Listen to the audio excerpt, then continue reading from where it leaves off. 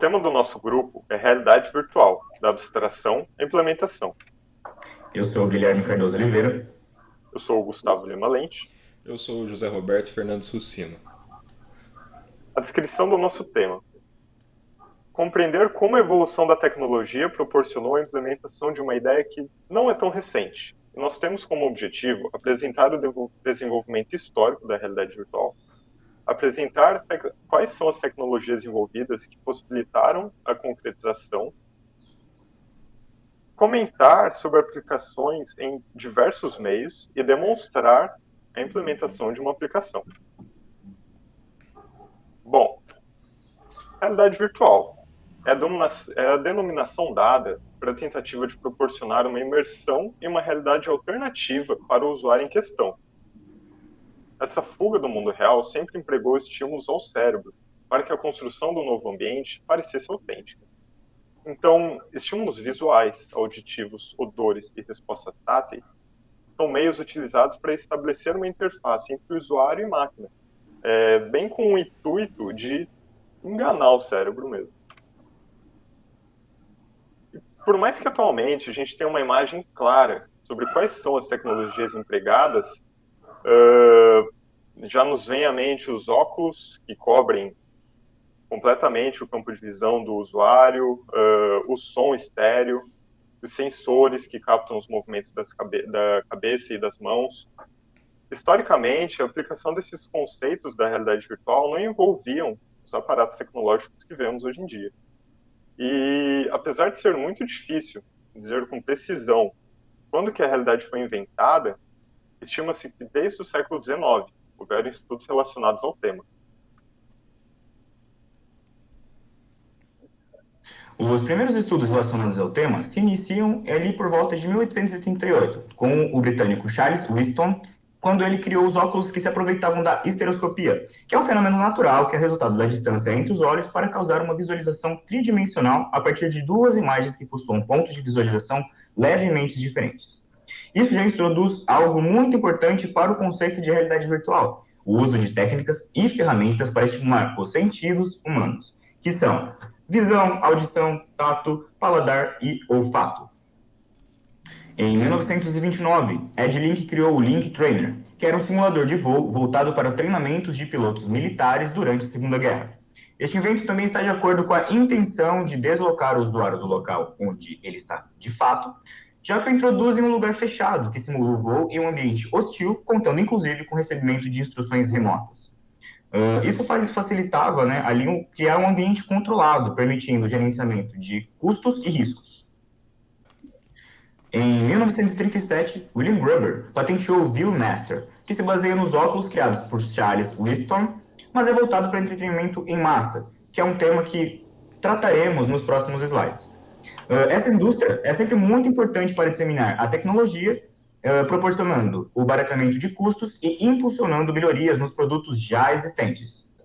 Em 1960, Norton Riley lançou sua primeira patente, a Telesphere Mask, desenhada para proporcionar um maior conforto ao usuário durante sua experiência com a visão estereoscópica.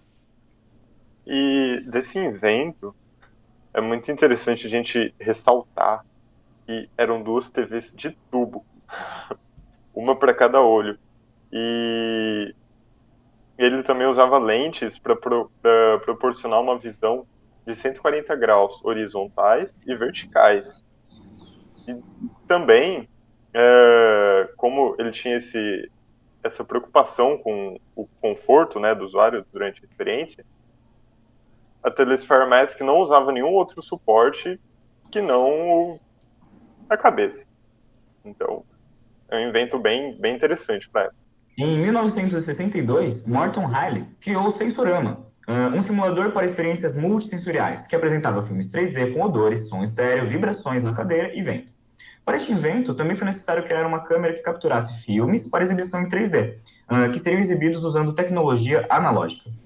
Vale ressaltar que nessa época ainda se usava filme de rolo.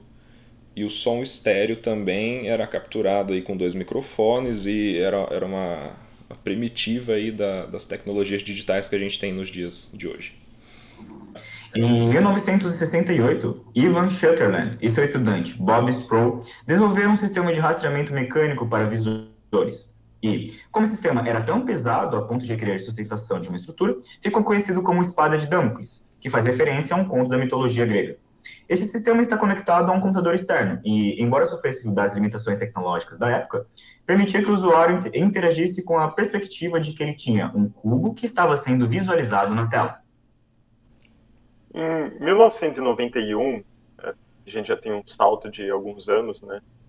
O conceito de realidade virtual chega ao mundo dos jogos, com a Sega anunciando o Sega VR, que era um headset de realidade virtual. E desse salto, né, é interessante a gente notar a diferença entre a espada de Damocles, que precisava de um aparato para segurar, porque era uma coisa muito pesada, para esse Sega VR. E ele já estava posto na cabeça do usuário e fazia o rastreamento de movimento. Mas, entretanto, ele não chegou a ser lançado no mercado. E daí também tiveram outras tentativas. Algumas não tão bem sucedidas, como o Virtual Boy, da Nintendo. E eles fizeram um grande processo de marketing, mas que daí, afinal, o produto final não agradou o público. Então ele foi descontinuado em menos de um ano. E daí já tem esse Virtual Pod, o Forte PFX1, que já são implementações diferentes da realidade virtual, né? Tanto que esse Forte, ele era para computador e rodava em DOS. Daí também nós já temos os modelos mais atuais. Esse Oculus, da Oculus Rift, foi lançado em 2009 e que reanimou os ânimos das pessoas sobre o assunto. Daí, 5 anos depois, em 2014, o Facebook comprou a empresa que fabricava o Oculus Rift por $2 bilhões, e então investiu na tecnologia e foi lançado Development Kit 2. E daí, então, a versão final do Oculus Rift ela foi lançada em março de 2016. E nesse mesmo ano, a HTC lançou Vive e, em outubro, a Sony lançou o PlayStation VR. E, ok, atualmente no mercado tem óculos de realidade virtual para todos os bolsos, para diferentes aplicações. E tem as 3 divisões principais, né, que a gente vai abordar agora. Tem os óculos para smartphones, que basicamente você coloca o seu celular para ele funcionar como visor, né, e é bem interessante porque os celulares eles têm tecnologias importantes, que são o acelerômetro e o giroscópio, que permitem o rastreamento dos movimentos. E nesse grupo, né, tem esse modelo bem econômico, que é o Google Cardboard. Ele é feito de papelão mesmo e você pode imprimir fazendo na sua casa. Tem os para computadores, e são menos acessíveis, e que exigem uma boa máquina para processar a imagem. E os independentes, e daí já fazem tudo. Eles têm o processamento, eles têm a exibição da imagem, a captação dos movimentos, e que já são menos em conta também. Bom, a gente vai falar um pouco agora sobre as tecnologias envolvidas que serviram de base para impulsionar tão recentemente o avanço da realidade virtual.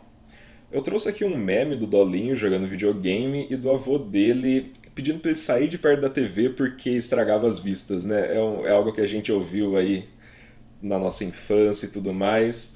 E carrega um fundo de verdade até, porque a tecnologia da época utilizava um tubo de raio catódico que emitia um feixe de elétrons e um anteparo de fósforo e tudo mais. e carregava assim a possibilidade de emitir algum tipo de radiação, de raio-x, e oferecia um leve risco para os utilizadores das TVs da época. Em comparação com isso, em 2021, Dolinho utilizando um óculos de realidade virtual tão perto do olho assim. Enfim, o que possibilitou isso, a redução de riscos e tudo mais, e que permitiu toda a realização da realidade virtual, foi o avanço da tecnologia.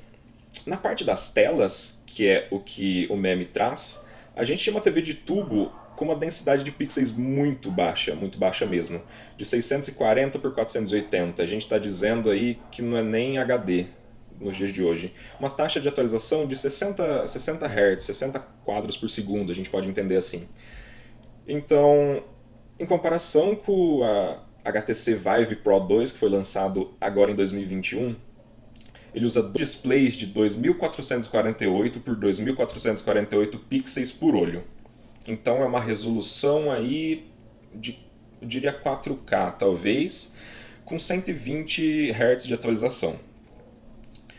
Bom, essa parte da tela que sofreu mais influência e possibilitou que a realidade virtual pudesse ser aplicada assim tão perto do olho e que parecesse mais com o mundo real em si.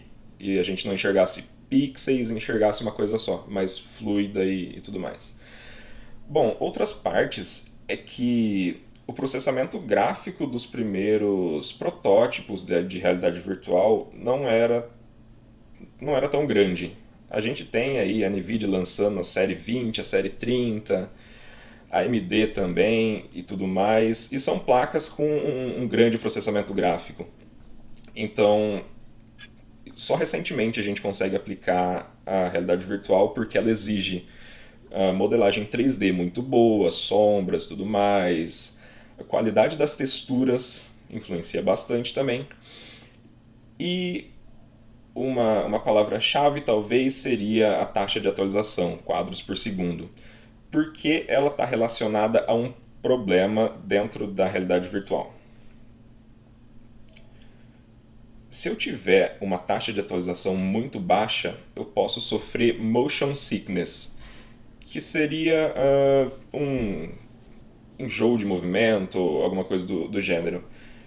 Porque eu estou realizando um movimento com a cabeça, só que de repente a imagem não consegue acompanhar.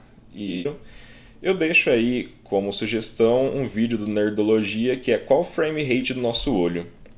Nesse vídeo, o Átila Yamarino cita que a gente, para ter uma visão fluida e tudo mais, para que um óculos de realidade virtual seja confortável e não cause enjoo, náusea, a gente precisa de mais ou menos 90 atualizações por segundo, que é bem grande e considerando também a resolução das telas que a gente usa nesses óculos, exige bastante processamento gráfico. Outra tecnologia envolvida que possibilitou uma maior imersão, agora considerando a audição, é o som estéreo e o som surround, que utiliza vários canais aí para dar uma sensação de profundidade, um som 3D que envolve todo o redor do usuário para ambientar ele em algum cenário. Outra tecnologia que a gente usa dessa vez para os controles e para o movimento da cabeça é o acelerômetro e o giroscópio. São dois sensores que são capazes de indicar a aceleração do objeto em questão, no caso a sua cabeça ou a sua mão, e a sua orientação referente a cada eixo. Então, cada movimento consegue ser capturado com a utilização desses dois sensores e os dados servem de entrada para a aplicação em si. Bom, e a tecnologia anterior do acelerômetro e do giroscópio é utilizada aí nos controles, por exemplo, do Oculus Quest 2 e de uma luva de realidade virtual que consegue capturar os movimentos das mãos e aplicar em um ambiente virtual. Bom, e agora a gente vai falar um pouco sobre as aplicações. A realidade virtual ela pode ser aplicada nas mais abrangentes áreas, que vão desde o ambiente escolar até entretenimento.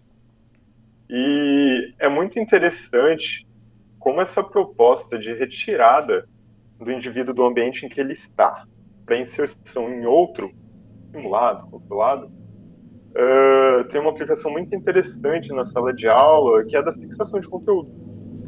Porque aqui nós estamos vendo a recriação do ambiente em que a Anne Frank vivia. Ela que é uma personagem histórica tão conhecida, né, que viveu num momento muito difícil.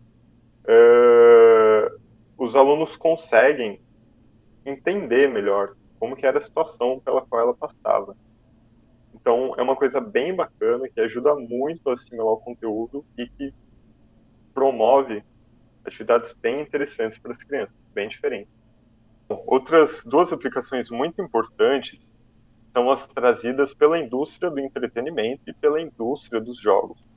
Como nós vimos alguns slides atrás, quando o Guilherme disse que o Viewmaster popularizou a ideia proposta pelo Charles Wheatstone com os óculos estereoscópicos, essas duas indústrias, elas também fazem a mesma coisa. A indústria do entretenimento mexe com o imaginário das pessoas, né, através de filmes. Por exemplo, o filme Jogador Número 1 mostra a história de um personagem que está totalmente envolvido no jogo, até que o jogo em realidade virtual, até que no momento as pessoas começam a correr na rua com os óculos, é bizarro. E a indústria dos games também, porque como a gente viu alguns slides atrás, a Sega, a Nintendo propondo óculos de realidade virtual, hoje em dia essas tecnologias ainda são empregadas para isso e elas ainda impulsionam muito o desenvolvimento da realidade virtual. Então elas com certeza são duas aplicações chaves para o desenvolvimento da realidade virtual. Também tem outra parte que é bem bacana, que foge um pouco dessa concepção tradicional, né, dos games, que é no de tratamento psicológico. Porque com a retirada da pessoa do ambiente que ela está, para a inserção no ambiente controlado, os psicólogos eles já estudam há algum tempo como isso pode ser usado no tratamento de fobias e medos. Então, por exemplo, uma pessoa que tem medo de voar de avião, você consegue fazer uma simulação completa com a pessoa, bem realista, para tratar isso, para entender melhor o que causa essa fobia e como que isso seja de fato tratado. Outra aplicação muito importante para a área é na construção civil. Podemos citar na visualização de projetos as maquetes interativas, que proporcionam uma experiência muito aprimorada, né, para os clientes, que vão ter uma visualização completa dos eixos de rotação e de translação, facilitando toda uma visualização e uma experiência para o cliente. A gente também pode citar aqui a redução de custos de projetos. Juntamente com engenheiros e arquitetos, eles podem olhar a maquete interativa e ver como que o projeto está atualmente, vendo se está tudo ok, e proporcionando uma inspeção de irregularidades. Por fim, no design de projeto, a gente pode citar a decoração. Então, o cliente pode modificar cores, modificar móveis dentro ali da maquete mesmo e ver o que mais lhe agrada, ver se está tudo de acordo com o custo que vai ficar e também a expectativa que ele vai ter com o projeto. Outra aplicação notável é na área dos negócios. Aqui, podemos fornecer treinamentos para novos funcionários numa dinâmica de grupo, onde cada um pode se encontrar em um local diferente do mundo ou do Brasil, e assim, juntá-los todos numa sala com um ambiente muito mais rico.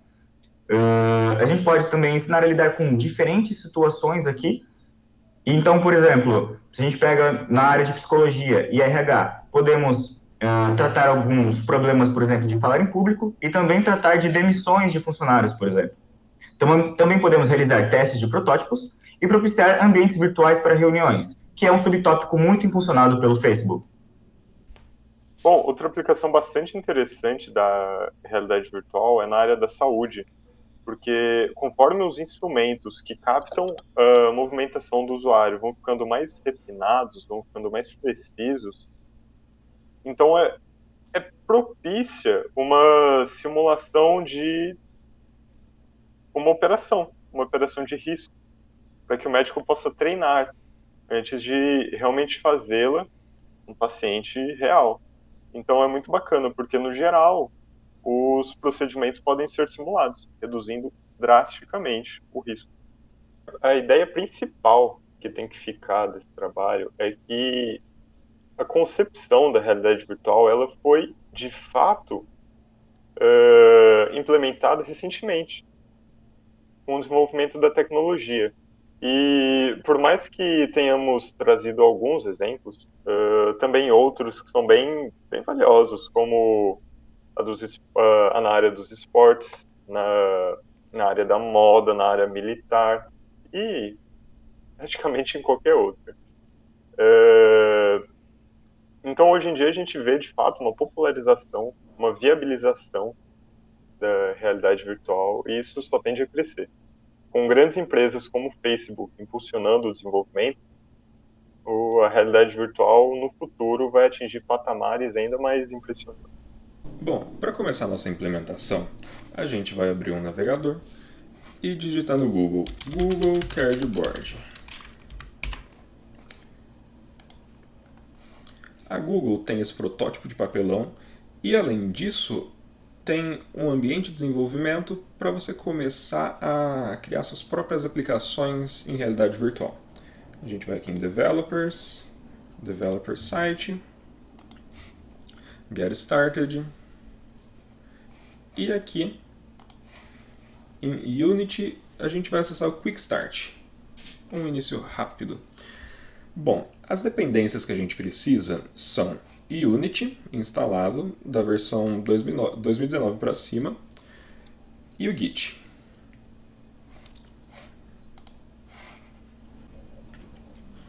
Vou criar um novo projeto, selecionado aqui 3D, vou colocar um nome qualquer.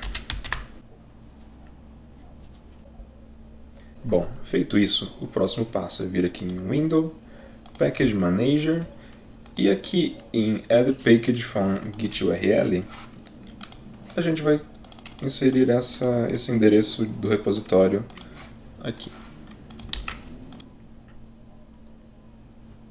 Se tudo der certo, a gente vem em Samples e importa o Hello Cardboard, que é uma demo que o Google fez para testar a aplicação.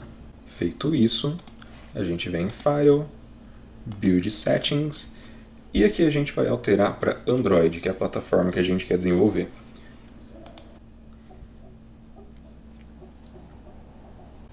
O próximo passo é abrir o nosso projeto. Então aqui em Assets, Samples, Google Cardboard, a versão que a gente instalou, em Hello Cardboard, a gente vem aqui em Essence e abre este arquivo. Esse é o nosso primeiro cenário que a gente vai trabalhar em realidade virtual.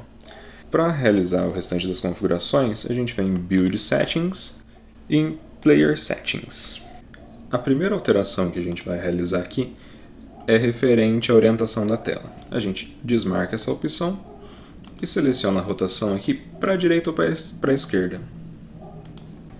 Na próxima aba, Other Settings, a gente tem que fazer mais algumas configurações. A primeira delas é eliminar essa API e adicionar essa outra. Em Scripting Backend, a gente vai alterar de mono para essa outra. E na arquitetura, vamos selecionar tanto ARM-v7 quanto ARM64. Também vamos colocar aqui que o acesso à internet é obrigatório.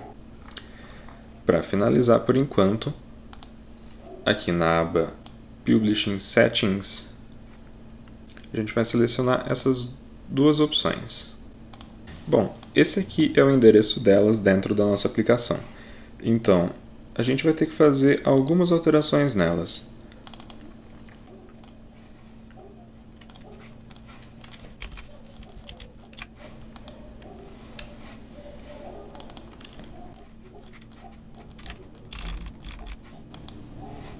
Bom, feito isso, um dos últimos passos é habilitar Cardboard XR Plugin aqui. A gente pode fechar essa janela e clicar em Build.